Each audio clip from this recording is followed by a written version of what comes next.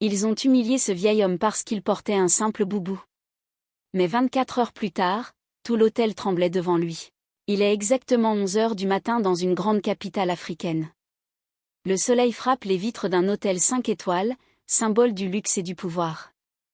Les portes automatiques s'ouvrent. Un vieil homme entre calmement. Il s'appelle Baba Keïta. Il porte un boubou simple, des sandales usées, une canne à la main. Son apparence tranche avec le marbre brillant et les costumes élégants. Le vigile le bloque du regard. La réceptionniste le dévisage, esquisse un sourire moqueur. On doute de lui. On le soupçonne. On le rabaisse.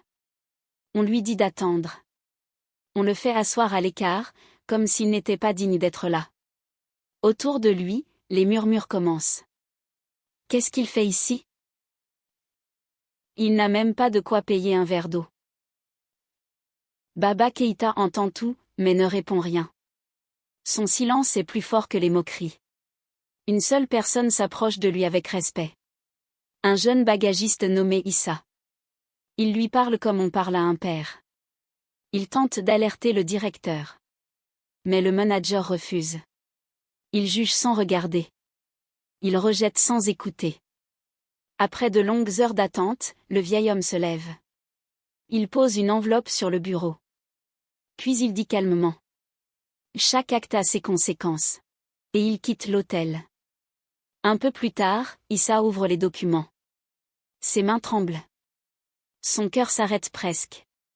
Le vieil homme humilié est le fondateur de l'hôtel.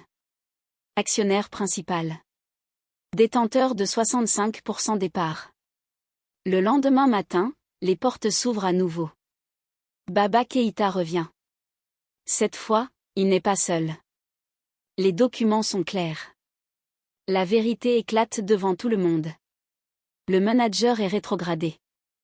Issa, le jeune bagagiste, est nommé directeur. Et Baba Keïta prononce ces mots. La vraie richesse ne se voit pas. Elle se reconnaît au respect qu'on donne aux autres.